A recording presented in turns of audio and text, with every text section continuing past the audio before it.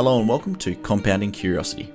I'm your host Kalani and this podcast is all about compounding your curiosity alongside my own through thoughtful interviews with interesting guests. For transcripts and detailed show notes, check out the links in the description. Hopefully you're as keen as me to learn something new, so let's get stuck in. My guest today is Michael Fritzell. Michael is the author and owner of Asian Century Stocks, which is a newsletter providing financial journalism for companies and stocks in Asia Pacific. In today's conversation, we cover life as a creator, balancing readers' wants and authors' needs, and the marketing needed for a successful newsletter. So please enjoy my conversation with Michael Fritzell. Michael, thank you so much for being here. We've gone from your first ever guest to now. What's new and what's creator life like, I guess? It's good. I think last time we spoke must have been about a year ago or something, and not much has really changed. Just grinding it out, and I think competition now has been a lot higher than before. I was one of the few, finance Substacks that really one of the few people that focus on Substack full time, and now there are quite a few. But at the same time, growth is still continuing slowly, but it's going up. So that's pretty much pretty much an update. But personal life wise, I think it's everything is almost the same. Yeah, fair enough. And it's one thing I was going to ask about, because you sort of rode that Substack wave, I guess, got on pretty early during COVID. How do you balance finding growth, committing to that, and maybe trying new things? Because I know you've tried a few video sort of things with your Substacks as well. Like, how do you balance committing to what you already know and what you've done well, and what's worked in the past and what's going forward, I guess? This is going to sound stupid, but in the beginning, I had no idea what people wanted, and I just experimented with all sorts of formats. I tried interviews with other people to try to get them to share, my Substack with their audience. I tried just general articles and sharing that with journalists, stock research, industry research, basically everything. And this, it probably sounds stupid, but I didn't think about just asking my subscribers. And after like half a year, I did a survey, and I realized that people didn't care about, all those other things, stuff other than stock tips. People want to have ideas, and they wanted to know about specific companies that they could invest in. Looking back, I think I could have worked a lot more efficiently and just focus on what people want, which in my case was really about specific stock ideas and specific reports about companies in Asia. Yeah, fair enough. And especially for your type of work, I don't know specific numbers, but you got at least a few hundred paying subscribers, and that's like how you rely on your income. How do you convert someone from a free reader into a paying subscriber? There are many different methods, and I think I really admire this Edwin Dorsey, the Bear Cave. He also has another Substack called Sunday's Idea Brunch. And to talk about that Substack specifically, he does that really well, Sunday's Idea Brunch, because he just churns out the same format content over and over and over again. And that's one way of doing it, because then people realize exactly what they're getting. Like, there's no confusion. They get one interview every week. For him, I think that worked really well.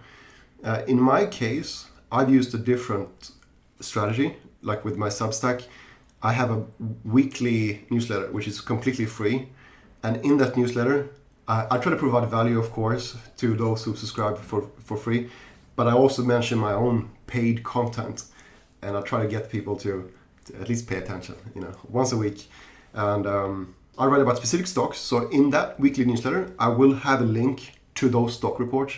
And if people have interest in Samsonite or whatever company that I speak about, they'll click on it, and then it will show up paywall, and hopefully they'll subscribe. But yeah, I gotta say though, it has become more difficult. Like my free email list is about almost 8,000 now, but the paid less than 300. It's probably 260 actual paying.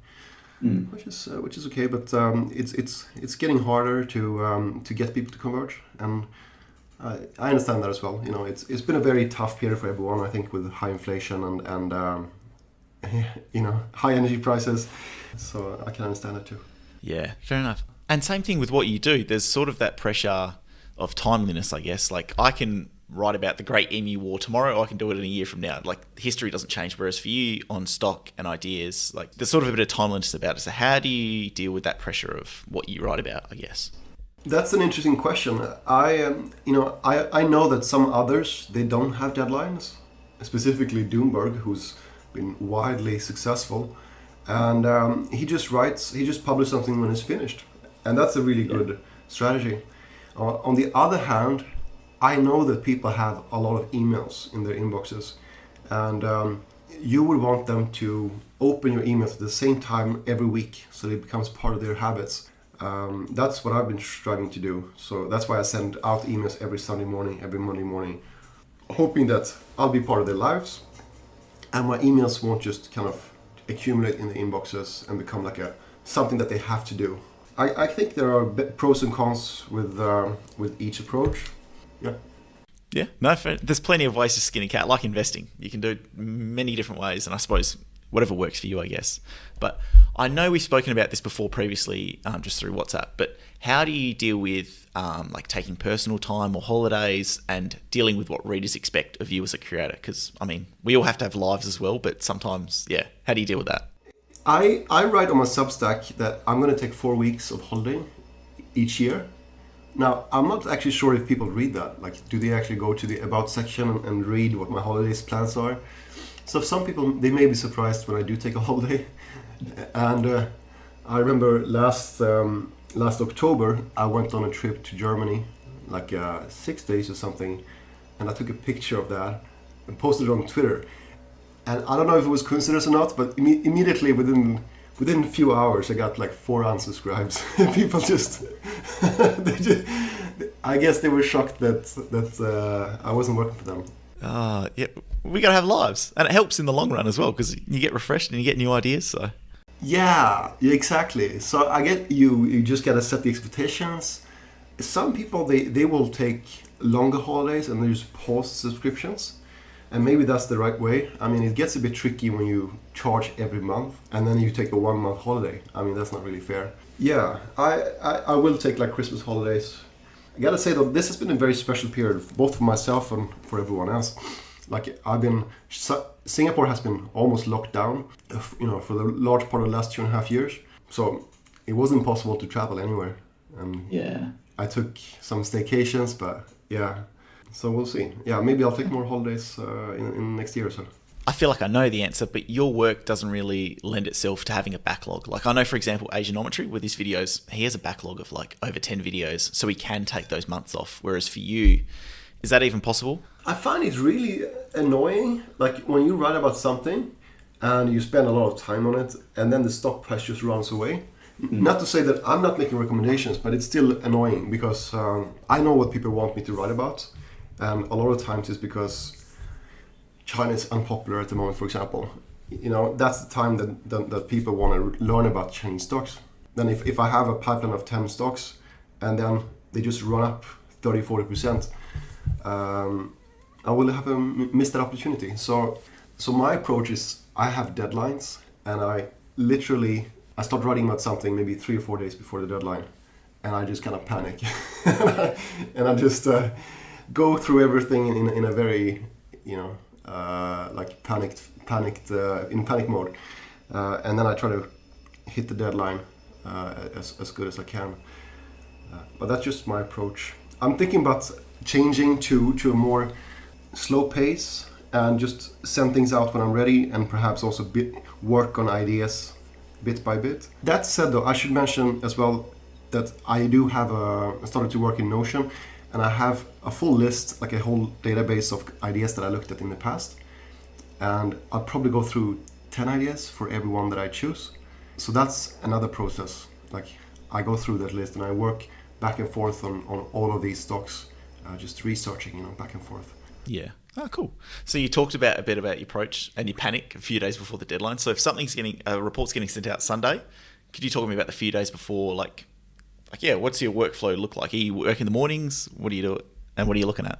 I would say my workflow isn't particularly good. Like I'm not a role model in any way, but So basically, weekends tend to be like family time for me. So I have a 5-year-old son, and I try to spend as much time as I can. So with him, so Saturdays they pretty much go out. I don't have time then. So I have to finish it on Wednesday night, Thursday and Friday. But by Saturday morning, I will write the summary email, and then on Sunday I would have this checklist. I've walked through this checklist. I've done so many mistakes over the past year and a half that I know what I will do wrong. Like spelling, for example. Like I'm not a native English speaker. I will go through the spelling in very in great detail, as well as checking all the links, stuff like that. Like checking the headlines and everything. So Sundays I would do, I would check all these things just before I send it out. So that's pretty much the process. It forces me to be finished by Friday, and sometimes I can do it during the week, like do work hours, and other times I'll just kind of panic and and work until late. It's kind of a grind, to be honest. Yeah. Ah, damn. And from beginning to now, you spoke about asking your readers what they wanted and figuring that out. But also, I think you were part of the Substack Fellowship, was it? And Bill Bishop was your mentor. What was that like, and what did you learn? Well, I got to speak to Bill for like an hour, and he told me a lot of tips, and he's just so savvy. He knows exactly all those questions that I've had about pricing and everything.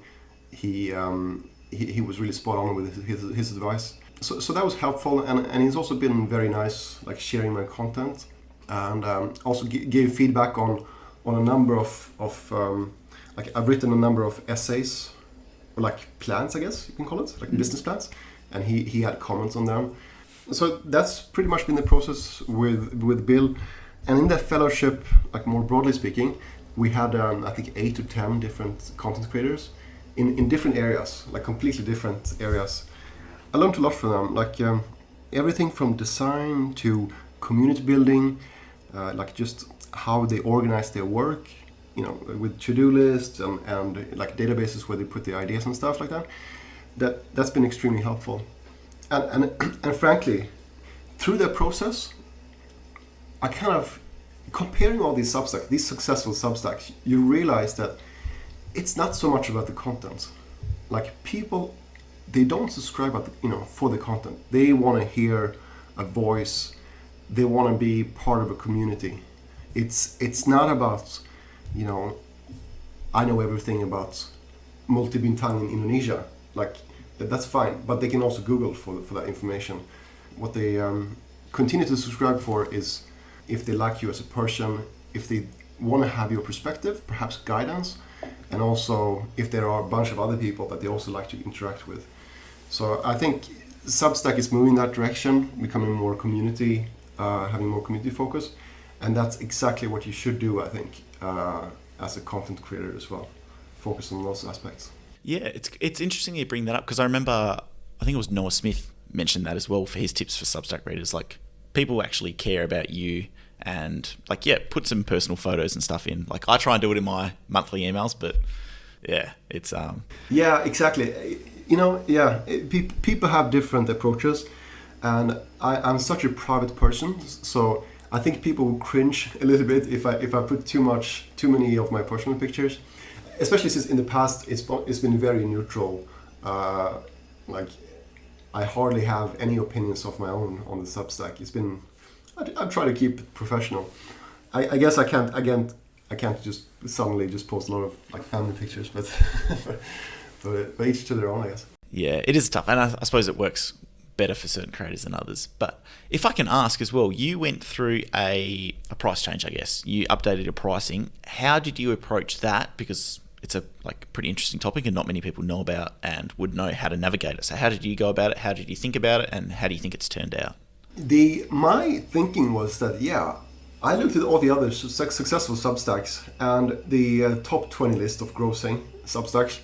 They, on average, or the median pricing is about $35 per month. And I thought, okay, mine is probably equivalent in terms of the content, so I should be able to charge the same.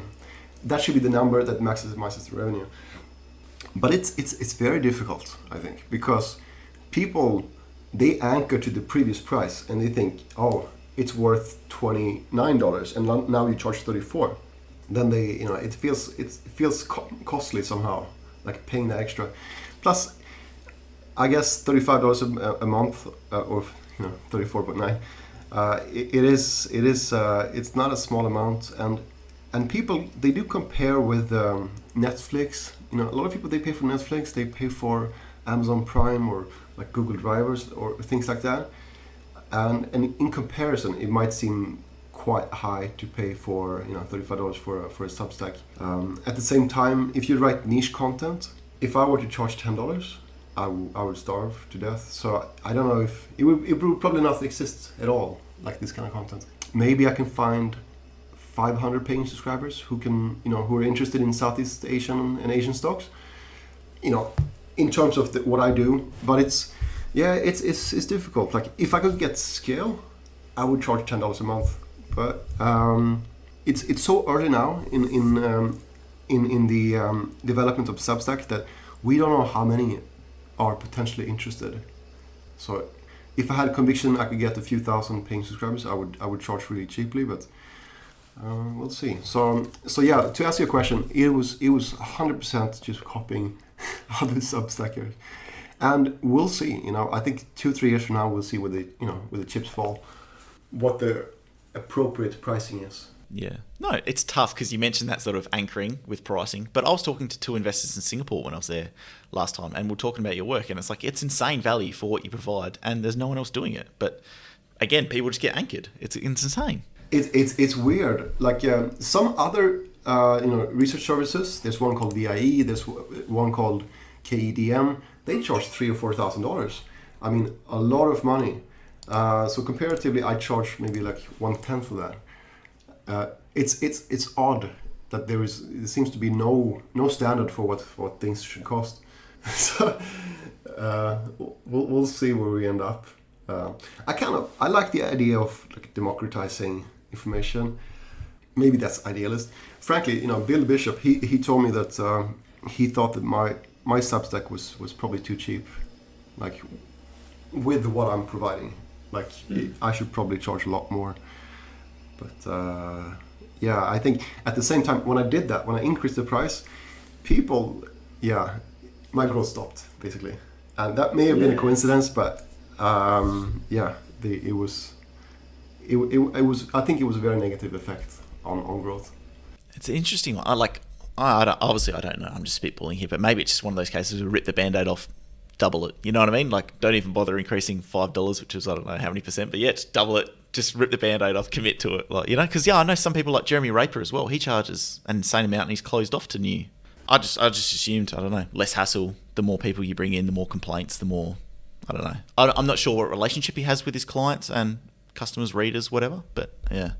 One difference is, like, on my Substack, I don't provide recommendations, and like the reports, they're not meant to be taken as investment recommendations. Whereas I think he does. Like his write-ups are very much, this stock is going to go up in the next 6 months.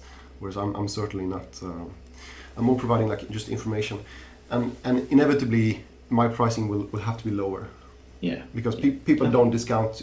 They don't think they're going to make X amount of money within 6 months. They just subscribe because they want to get access to the information and the research.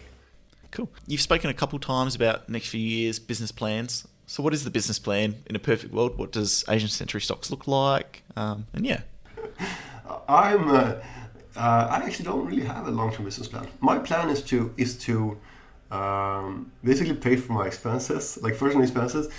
Right now, I'm still relying on capital gains a little bit. And not having that kind of weight would be amazing. Like if I can just finance my, all my expenses using the Substack, that would be great. I mean, it is my full-time job, so that will be that is the goal. And once I reach that, I think I'll just keep churning. Over time, of course, I will continue to do surveys. And something I also like is speak with specific subscribers and ask them what problems I can solve for them. And I'll definitely do more of that. more surveys, and try to get more feedback, and just try to meet their expectations and demands and wishes. And there's another thing though. A few weeks ago, I started doing videos, and I love YouTube. Like, for me, video is the future. I'm 100% certain of that. Personally, I'm not very good at like video production, so I'm still working on it. But that is the plan. Like, I want to do any report that I write, I'm going to do a summary using video. So that is really the plan. And then hopefully, how much the paying subscriber, like how much that number goes up, I have no idea. Maybe it will be flat, maybe it will go up, it will double. But that's just for hope. That's just hope. In terms of execution, it's all video, continue writing reports on stocks, and so on.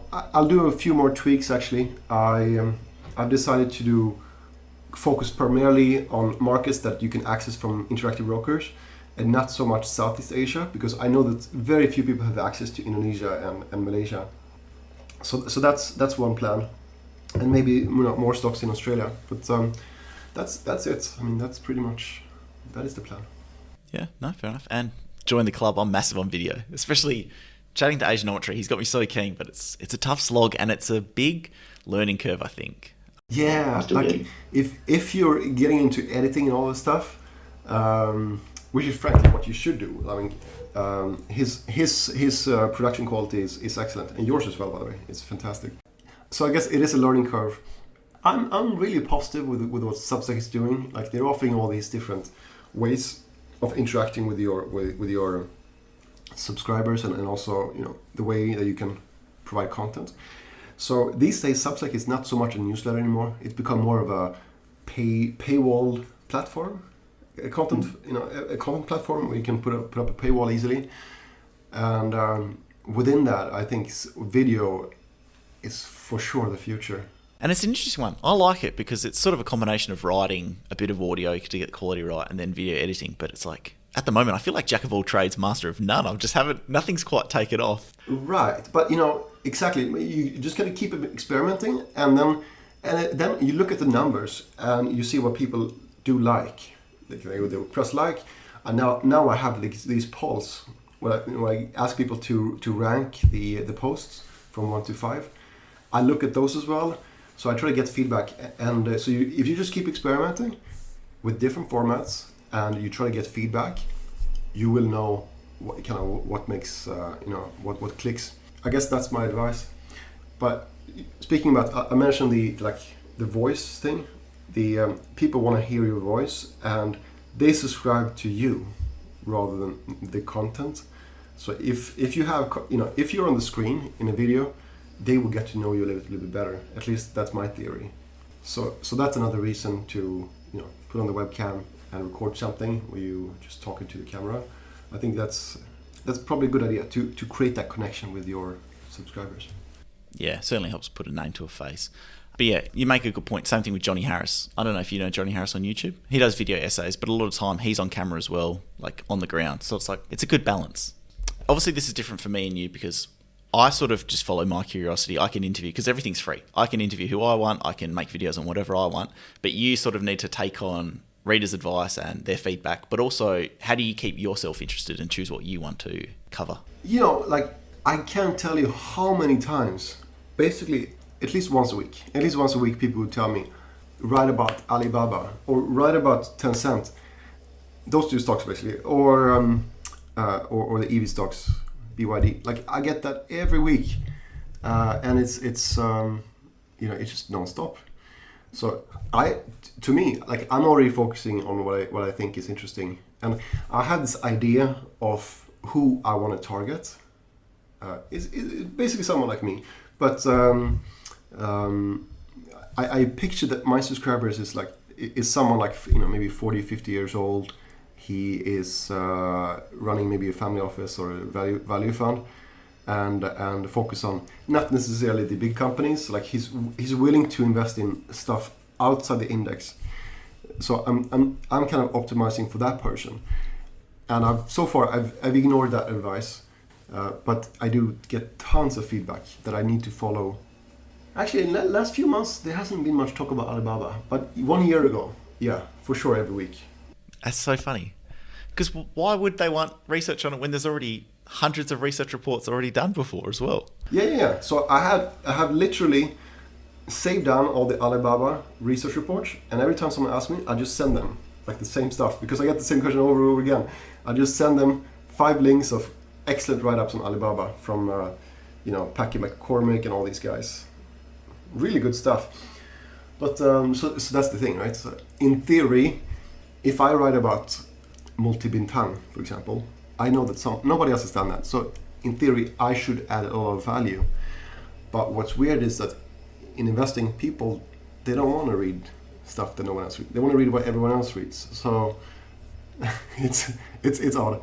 But hopefully eventually, hopefully they will see the value in what I do. Yeah, and even then, it's maybe a bit of confirmation bias as well. If someone's invested in TSMC and you write a report that's glowing of them, maybe they enjoy it. That is true. I mean, a lot of times those are the stocks they own, so they want to learn more about the stocks they own, and that's fair enough. I just think that there are enough Substacks who do that. There's one Kevin G or something like that who writes a Substack called DJY Research. Like he's covered the Chinese tech stocks so well that I send them his way because he's done it extremely well. So it depends on what you focus on. Inevitably, I think if you focus on stocks that no one talks about, that would be a niche product. It would have to be a little bit more expensive. It's just a chosen niche, I guess. Now, Kevin does great work. I've tried multiple times to get him on the podcast. I'm asking him again if somehow he's listening, but yeah.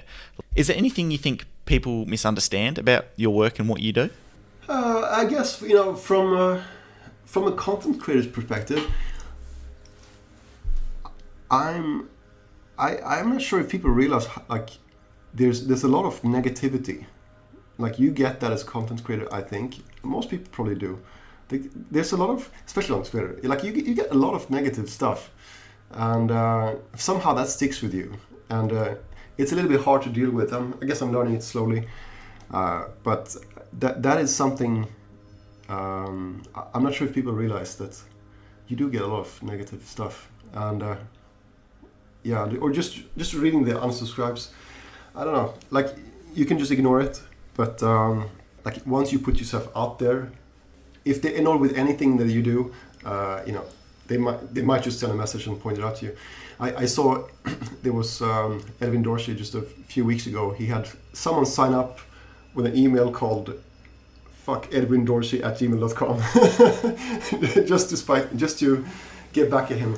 The lengths people go to, and it's interesting as well. Like I think there's a shift as well. If you write and you have a little side blog on the side, a little Substack on the side. I don't know, it's cool, it's fun, but then as soon as you say you're a content creator or something, or it's like a core part of your identity, it's like, I don't know, people think you're selling out, or I don't know, there's a big shift, I think. Yeah, do they think that? I don't know, that's sort of what I found, because especially once I've started traveling, I've committed to this content thing, and I've sort of, not advertised a bit more, but I don't know, that's just what I found. It's a bit, I don't know, people look down on you. Maybe I'm just thinking things in my head, I don't know. I think that's a phase. At least, that's my base assumption is that people haven't made money yet that much from writing writing online. But let's say on YouTube they do make a lot of money. Like people like Marques Brownlee or whoever, they've made it big time. And I don't think that's necessarily going to be the case for small time newsletter writers on Substack. But some do, like Bill Bishop does. He's doing really well, and he's not the only one. There are many of them who do really well. So, in fact, like if you can get scale, I think you can do very well by writing online. Just because you can send out those newsletters to tens or hundreds of thousands of people, and the incremental margin on those subscribers is like 85%. After Substack fees and Stripe fees. Yeah. So it's extremely lucrative, I think, if you do get that scale. But we'll see. I mean, I think this is just the beginning.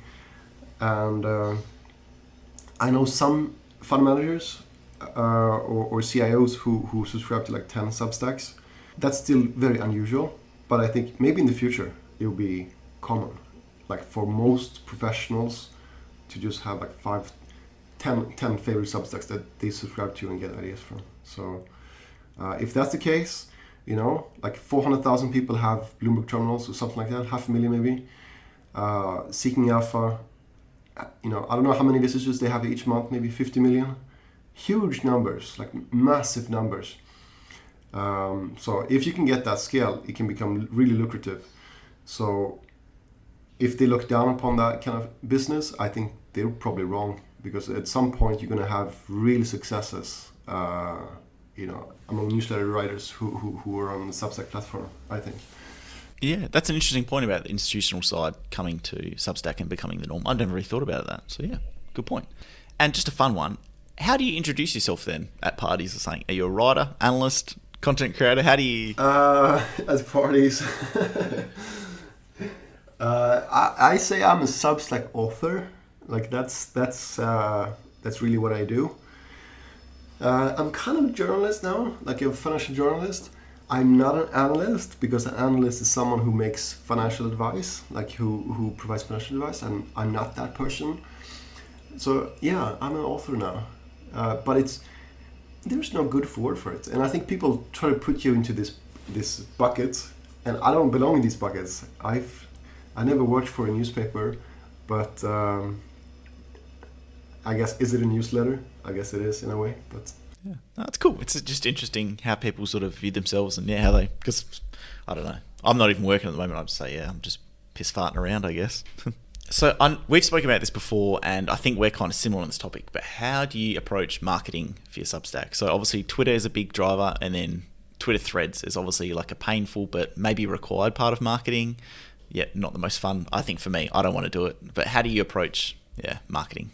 You know, I'm actually really bad at it, so I don't think you should take my advice. I think, like, if you want to become good at something, you focus on one thing, and then you do that really well.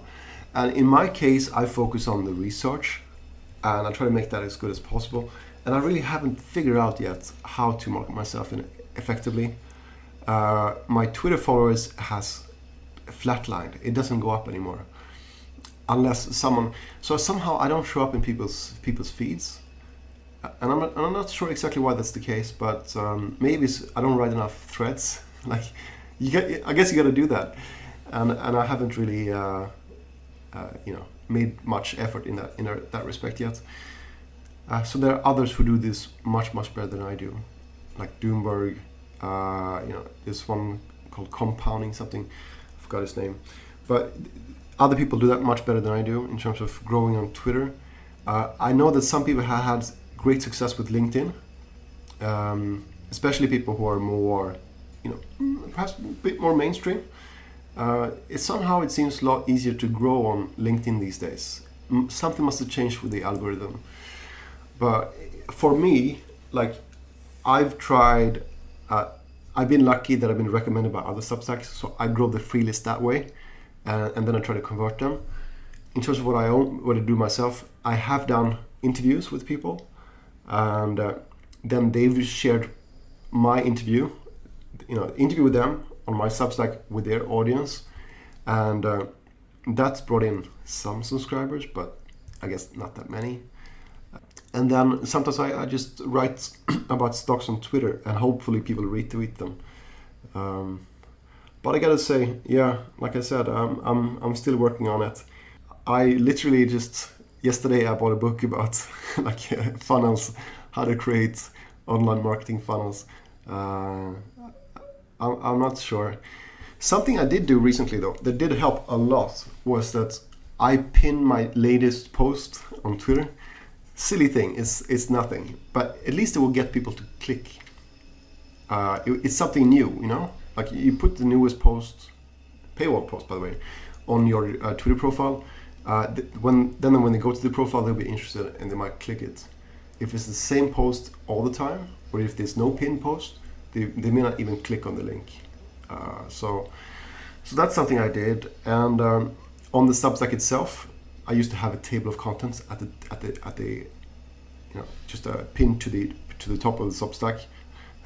Now, instead, I have it says like a tagline, what you get from the Substack. And I think it says Asian value stocks straight to your inbox. It's like, this is what you get. You get report into your email inbox, and then it says why you should subscribe. And since I did that, I don't know if it's coincidence or not, but growth has picked up for sure. Like conversion has really picked up, and I got the week after I did that probably 7 new subscribers, which for me is a lot. So somehow it's all about that funnel. Like the people discover you maybe on Twitter or any social media, and then you need to get them to go to the next step, which is to go to your Substack, and then finally get them to subscribe. And to think about the process and reducing friction in each of those steps is probably really worthwhile. But yeah, I can't really say that I cracked the code or anything, but trying. Nah, there's a couple good points there, and that's part of, for me, why video is so appealing, because you get that if you just put enough good content out, it refers you alongside other good videos, and then that's how you get that growth going. Whereas for a podcast or writing, we don't appear next to other people's episodes or writing, you know what I mean? So yeah, and for LinkedIn, I don't know, maybe there is a opportunity there, because let's face it, a lot of people don't post on LinkedIn because they have jobs and stuff, whereas anyone can shit post on Twitter under anonymous accounts. That's who you're competing against, whereas LinkedIn. That is very true. I mean, you have less competition. And frankly, like investing in that way as well, you want to avoid the competition. And same thing with producing content. Like you gotta have some kind of niche, otherwise you go where you have some kind of advantage. And that's actually very true. It is true. The key difference there is that they're anonymous on Twitter, whereas they're not on LinkedIn. No, it's something I've certainly thought about, because yeah, everyone still spends time on LinkedIn because they need it for work, but they don't necessarily post. So as long as you post, you're sort of halfway a chance of appearing up. And so yeah, just a thought. I think that's probably a good place to wrap. Is there anything else you want to cover, mention? What do you want to plug? Yeah, sure, absolutely. I mean, I write about stocks in Asia, and tend to be what normal investors would perceive to be value stocks, as in like pretty conservative. Not necessarily old economy, but just normal companies that may be interesting for one reason or another. Typically, I write at least 20 reports per year. It might be more than that. And yeah, I also have a free weekly email where I have where I try to summarize the key stuff that has happened over the past week, or the key podcasts that I've found, like key writing that I've paid attention to, and also like stock write-ups. So it kind of summarizes everything you need to know, if you're covering the region. At least that's the ambition. Yeah, no, I cannot recommend your work enough. I love it. So it's honestly one of my favorite things to read, and yeah, I love it. So thank you so much for coming on today. I really appreciate it. And yeah, cheers. If you enjoyed this podcast episode, be sure to check out the website compoundingpodcast.com. On the website, you'll find every episode complete with transcripts, show notes, and other related resources.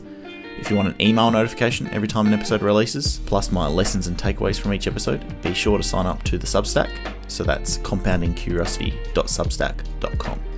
Either way, links to all content mentioned today will be in the description below, and you can also connect with me on Twitter @ScarrettKalani. But until next time, have a good one.